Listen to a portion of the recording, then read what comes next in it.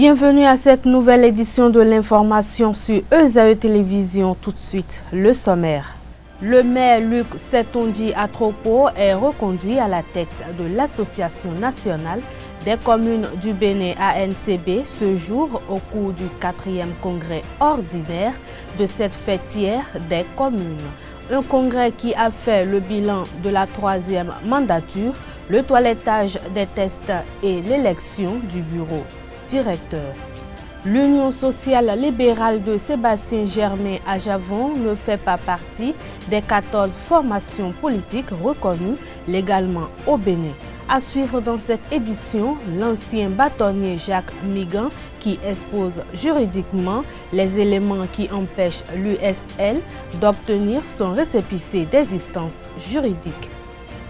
À 48 heures de son entrée en lice pour le compte de sa deuxième saison africaine consécutive, ESAE Football Club a rallié en fin de matinée ce lundi Casablanca où elle affronte mercredi Tihad Athletic Sport TAS dans le cadre du second tour préliminaire de la Coupe de la Confédération Total CAF 2020-2021.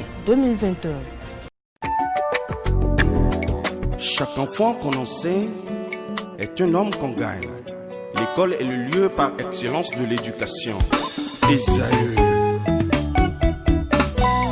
Étudiants, étudiantes, nouveaux bacheliers, parents d'élèves, une raison de plus pour choisir l'excellence. Et oui, bénéficier des demi-bourses et de réductions de scolarité à ESAE. Payer 250 000 au lieu de 500 000 en licence 1, 2 et 3 sciences juridiques, économiques, de gestion et en journalisme. Et pour les 100 premières inscriptions en administration des finances et administration générale, bénéficier d'une réduction et payer 400 000 au lieu de 500 000. En master 1 et 2, 500 000 au lieu de 800 000 en administration des affaires, 600 000 au lieu d'1 million en journalisme. Faites partie des 100 premiers inscrits en administration des finances et administration générale pour bénéficier de la réduction. Payez 800 000 au lieu d'1 million. À ESAE Cotonou et Parakou, la rentrée est effective. Le dossier d'inscription est disponible en téléchargement à l'adresse suivante www.esae.bj/ESAE 2019 ou renseignez-vous à ESAE Cotonou au 96 80 55 11 98 98 14 00 90 93 65 21 à ESAE Parakou au 96 68 16 14 97 77 51 47 à ESAE, l'épanouissement et le développement est au cœur de notre succès.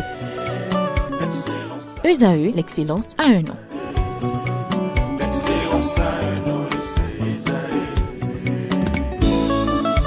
La rumba, c'est la musique des sages. Et ESAE, c'est l'école des sages.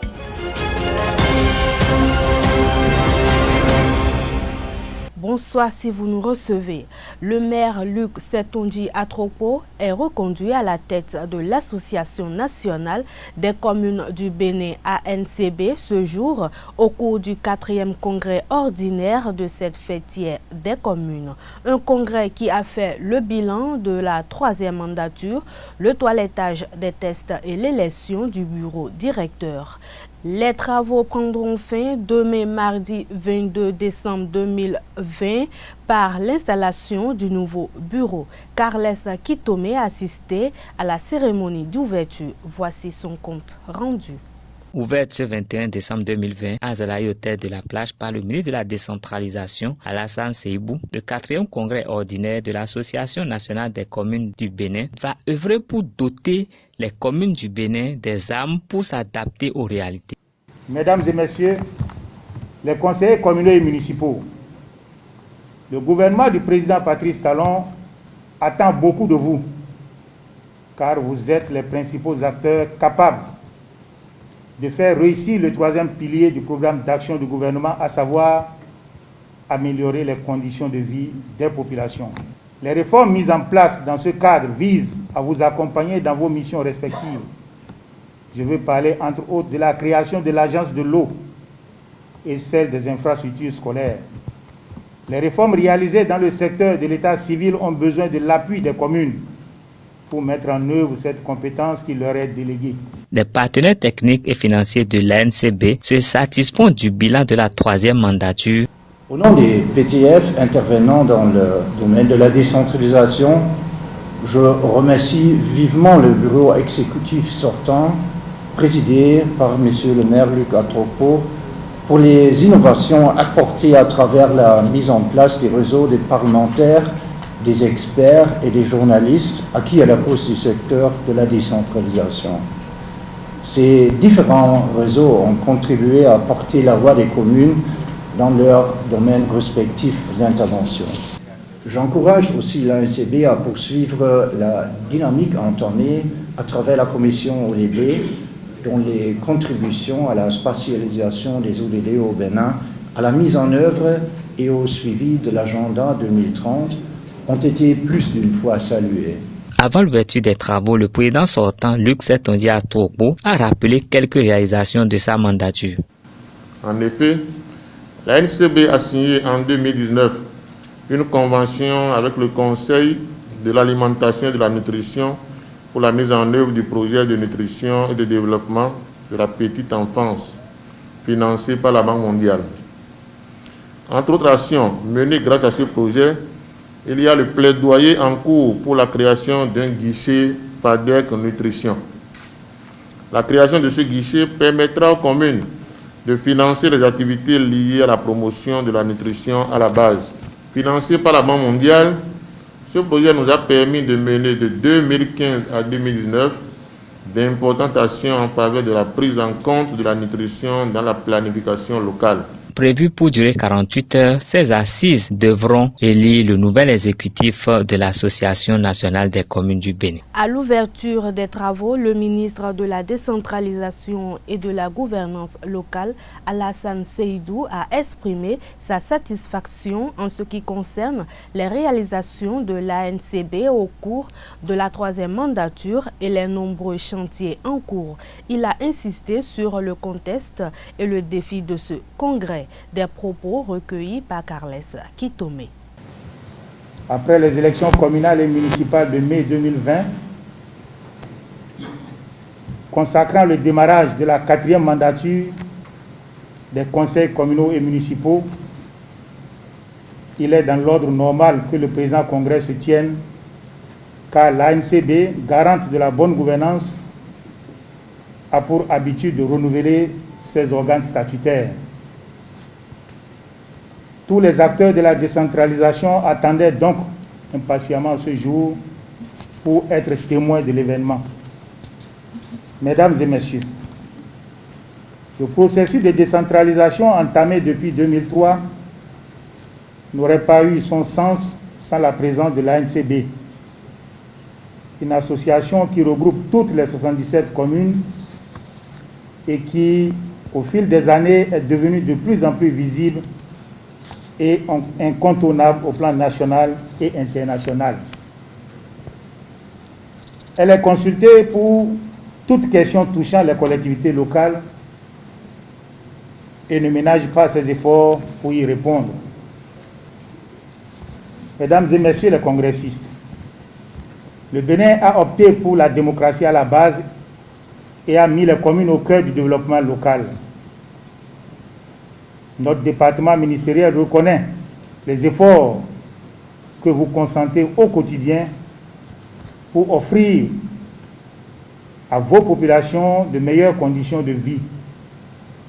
C'est pour accompagner ces efforts que le gouvernement de son Excellence, M. Patrice Talon, a mis en place un certain nombre de réformes pour booster les indicateurs du niveau local. Le programme d'action du gouvernement 2016-2021 consacre le premier pilier à la consolidation de la démocratie, de l'état de droit et de la bonne gouvernance. Les réformes politiques ont été effectives. Ces réformes ont entraîné au sein de notre département ministériel la mise en route du processus de relecture de la politique nationale de décentralisation et de déconcentration PONADEC et du cadre juridique de la réforme de l'administration territoriale.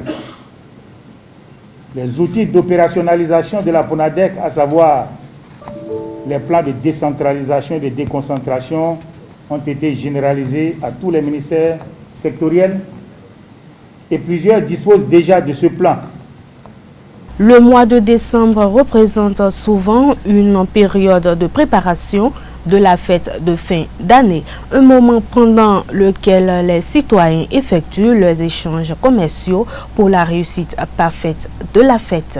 Certaines femmes commerçantes des marchés secondaires de Cotonou, notamment celle du marché de Wologede, nous en parlent dans ce extrait proposé par Jean-Didier Esseka et de Jefté Hungé.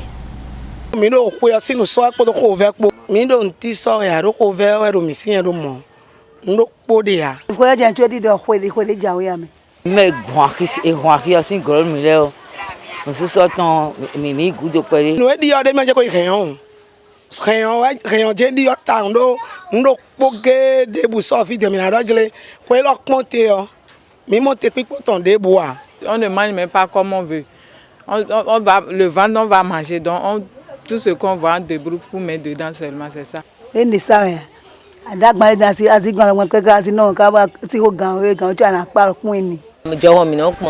La fête de fin d'année arrive, on est en train de préparer, c'est avec la santé, parce que ça ne marche pas maintenant. S'il y a l'argent, il y a la joie.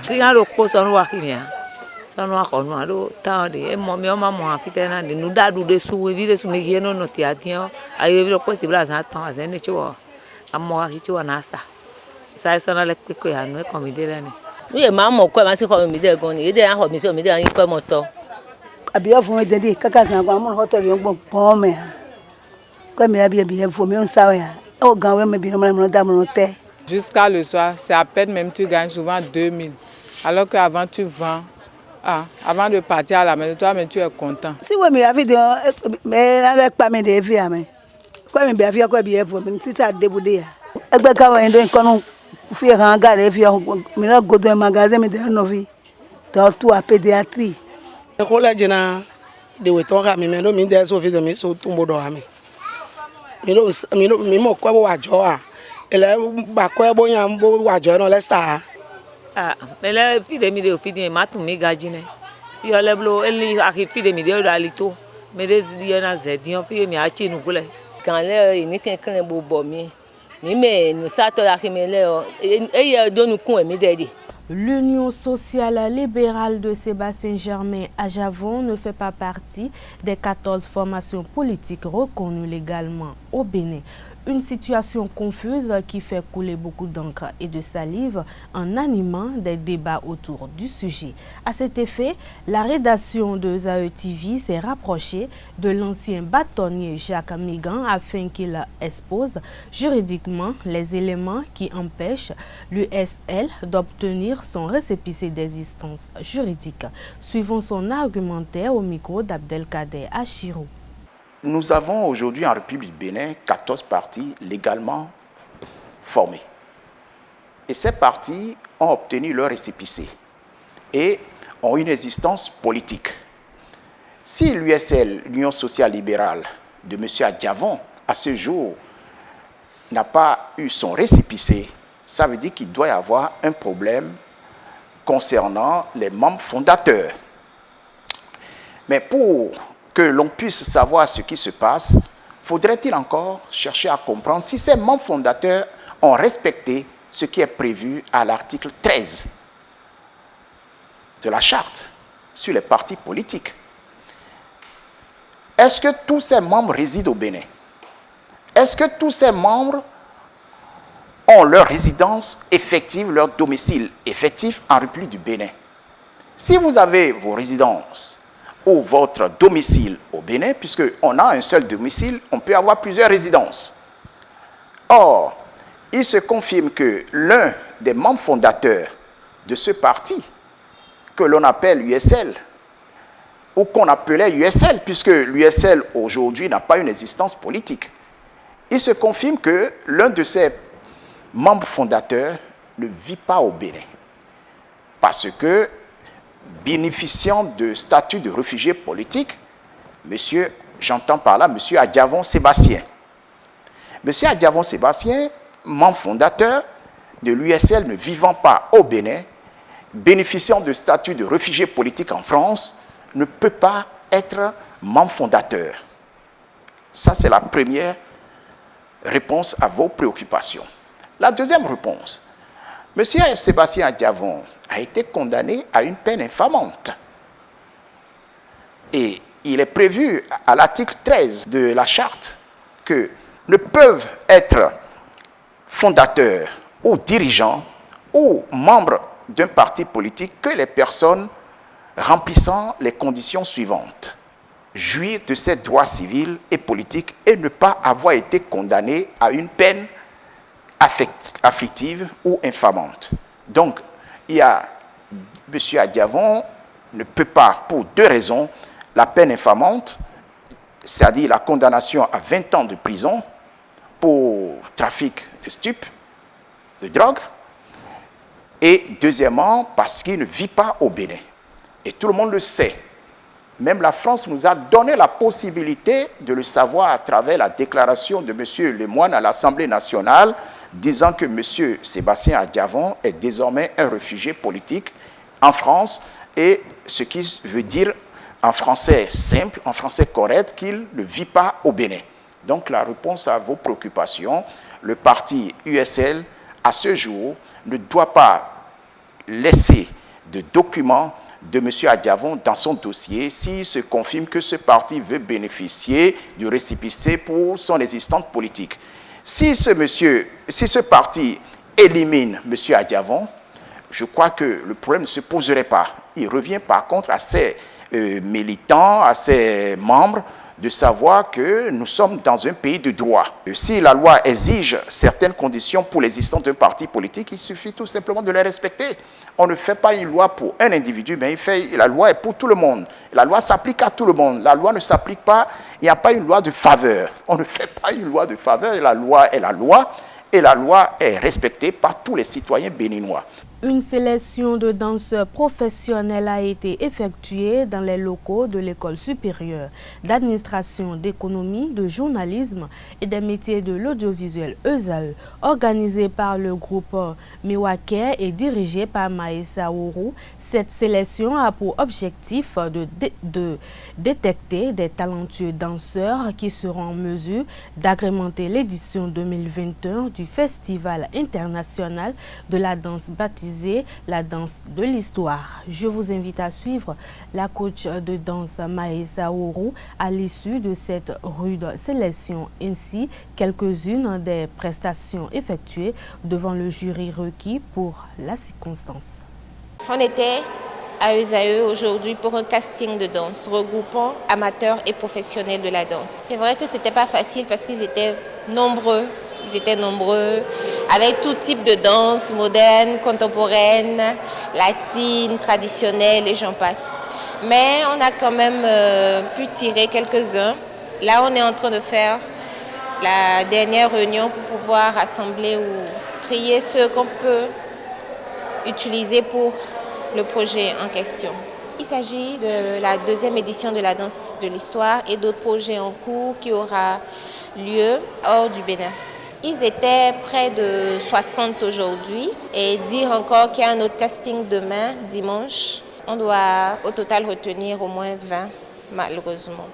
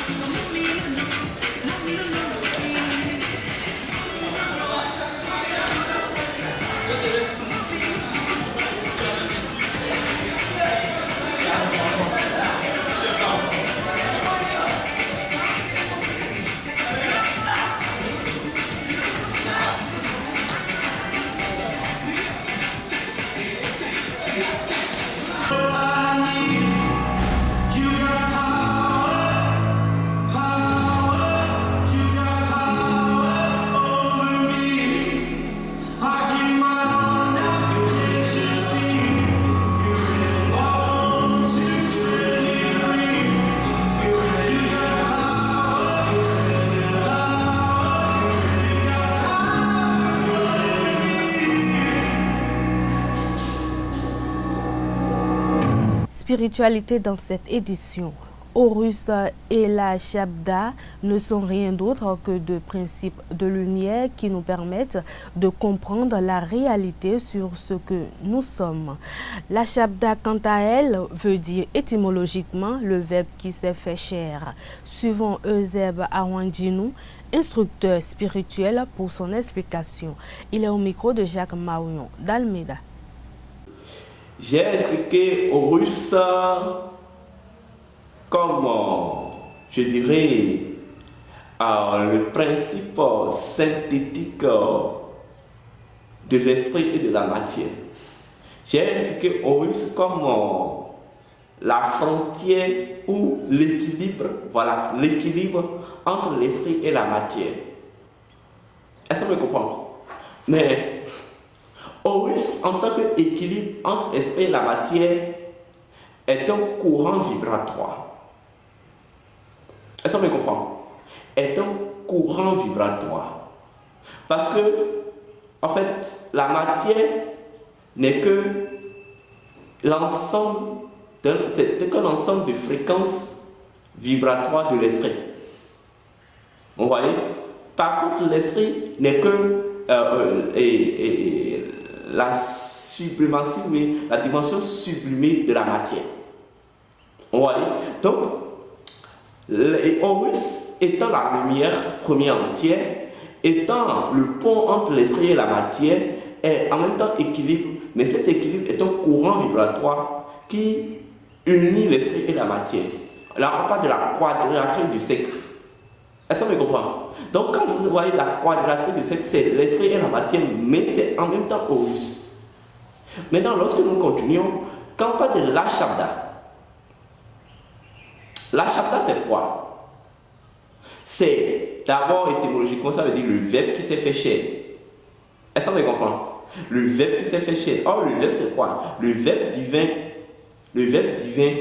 c'est en quelque sorte la puissance de la vibration divine. Est-ce que vous comprenez? Or, j'ai expliqué que Horus est le courant vibratoire entre l'esprit et la matière. Est-ce que vous comprenez? Donc, quand on parle de la Shabda, c'est Horus en tant que courant vibratoire entre l'esprit et la matière qui s'est maintenant matérialisé, c'est-à-dire qui s'est transcendé dans la matière.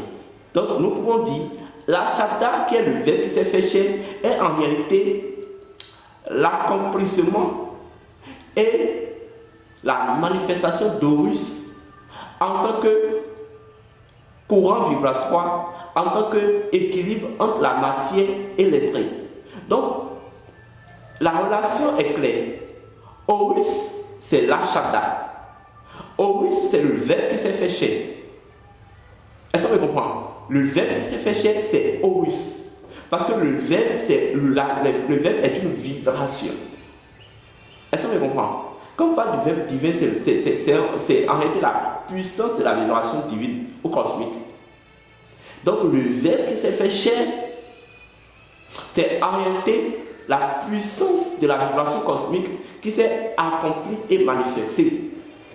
À présent, la page sport pour mettre un terme à cette édition.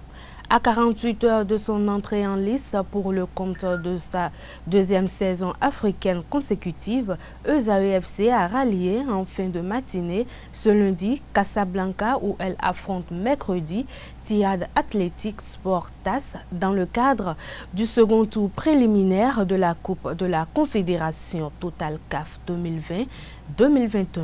Composée de 27 personnes, dont 18 joueurs, la délégation des universitaires a établi son camp de base à Novotel Casablanca City Center, dans la capitale économique marocaine. Cet après-midi, Marcel Dandjinou et ses coéquipiers se sont échauffés en salle afin de réveiller les muscles. Avant le départ pour le Maroc, tôt ce matin, le moral était au beau fixe au sein du groupe. Ils affichent un état d'esprit irréprochable et mesurent les enjeux de l'expédition marocaine. Suivez les impressions du capitaine Marcel Dandjinou et de Fridé Martin juste avant le départ de Cotonou. On a tous défini l'objectif, c'est d'aller gagner là-bas. Au pire des cas, ramener le 1 point, parce que le match retour c'est chez nous. Et on a essayé de travailler dur avec le staff. Donc je pense que nous irons là-bas faire un très bon résultat. Et les 3 points, oui, mais si nous n'arrivons pas à prendre les 3 points, je pense qu'un point serait largement suffisant. D'abord, c'est une très bonne sensation et je pense que actuellement, on est heureux parce que l'année dernière, on a déjà fait un pas et on s'était mis la pression. Et donc actuellement, on n'a plus le choix. C'est le second tour. Donc nous devons tout faire pour entrer en poule. Tout va bien, vous avez remarqué. Il y a déjà une très bonne ambiance au sein du groupe et on essaie de faire le maximum. Donc je pense qu'on est prêt actuellement. Oui, je me sens parfaitement à 100%. Pour aller affronter les tasses pour les faire aller à Casablanca à Mohamed V. Et ça fait du bien encore de me retrouver sur ce terrain avec plusieurs temps, plusieurs années, malgré qu'il y avait resté là-bas. Et là, pour aller défendre le drapeau d'Esaïe en global comme équipe de Bénin qui joue le CAF là. Un objectif, c'est pour prouver au public que ce n'est pas une erreur que les Esaïe avaient qualifié pour les groupes pour l'année passée. Là, c'est pour aller ramener 3 points. Plus de cas, on partage les points. Si j'ai quelque chose à dire au public, à nos supporters, je pense que c'est de leur dire de toujours croire en nous, de rester en communion avec nous comme ils ont toujours l'habitude de le faire. Et le plus important, c'est qu'ils nous accompagnent comme toujours afin que nous puissions faire un très bon résultat. C'est vrai qu'actuellement, la Covid a bouleversé beaucoup de choses, mais je pense que bon, on a déjà l'habitude et nous allons à l'extérieur jouer, donc peu importe. Donc la meilleure façon, c'est de toujours compter sur nous et de prier pour nous, afin que le mercredi prochain, nous soyons tous motivés, bien se réveiller, quoi. Après une brillante première participation à la Coupe de la Confédération la saison dernière, notamment lors des tours préliminaires, les dirigeants de ZAEFC nourrissent l'ambition d'hisser encore plus haut l'étendard du football béninois dans la compétition cette année. Suivez Quentin Toussaint-Didavi, le directeur sportif du club universitaire et chef de la délégation juste avant le départ de Cotonou. Nous savons que bon, ça recommence et puis tout notre souhait c'est de faire mieux que la saison dernière, c'est tout. Qu'il vous souvienne que cette équipe a été à 80% décimée. Donc nous avons mis du temps à reconstituer la nouvelle équipe et puis disons avec ce que nous avons vu, bien que nous ayons laissé à la maison certains de nos meilleurs pour problème de passeport. Je crois que ceux qui font l'expédition actuellement, ils sont qualifiés pour permettre un très bon résultat à Casablanca. Vous savez, nous avons la pression. Nous avons la pression parce que les Buffles venaient de prendre 5, toujours au Maghreb. Alors, les prières commencent par tomber sur Esaïe pour qu'Esaïe essaye de sauver les meubles. Donc je crois que nous saurons voyager et nous ferons l'essentiel pour montrer que nous ne sommes plus une petite équipe. C'est que notre défaite soit un nul, c'est tout. Parce que vous savez, normalement, bon, les championnats ne se valent pas. Sinon, c'est une équipe de 2e division. Mais si cette équipe de 2e division a pu remporter la coupe du roi devant toutes ces grandes équipes, ça veut dire qu'elle a son mot à dire. Donc nous allons essayer de faire ce que nous pouvons. Nous avons déjà vu le match à Banjul. Je crois que les entraîneurs vont faire visualiser à nouveau ce match aux joueurs avant ce jour fatidique du mercredi prochain à 20h.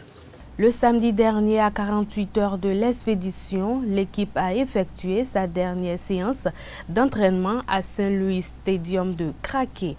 À la fin, le coach Damien Zinsou Keke et le latéral droit des universitaires, Rodrigue Fassinou, se sont confiés à notre reporter Setondelarius Adjagbeno. Suivez-les pour plus de détails. L'état d'esprit du groupe n'est pas mal. On a essayé de faire ce qu'on peut. On a essayé de conjuguer le même verbe avec eux. Et entre eux aussi, ils ont essayé de conjuguer le même verbe. On a essayé de corriger ce qui ne va pas. Et aussi en entraînement, ce qu'on voit de mal au cours des matchs, quand on revient à l'entraînement, on a essayé de travailler. Même tout à l'heure, pour notre dernière séance avant de s'envoler sur Casa, et on a eu à dire certaines choses avec les jeunes, que l'objectif, premièrement, c'est à eux, mais ils vont défendre la couleur du Bénin, donc c'est hyper important. Et quand on va défendre la couleur du Bénin, vous-même vous voyez ce que ça donne. Donc ça veut dire que c'est un premier temps, on va revenir avec un résultat positif. Vous-même, vous avez constaté tout à l'heure sur le terrain qu'on a juste joué et échangé les 20 minutes de balle sur le terrain. Vous avez vu l'état d'esprit du groupe. Donc le moral est haut et j'espère qu'avec ce que j'ai dans le domaine du foot et avec l'expérience que j'ai gagnée avec l'équipe nationale, je vais essayer d'apporter le peu que j'ai avec le groupe et aller donner le maximum là-bas pour essayer de remporter la victoire ou au moins arracher un match nul. Et voilà, ce sera tout pour cette édition. Merci de votre aimable attention. Passez une excellente soirée. Bonsoir.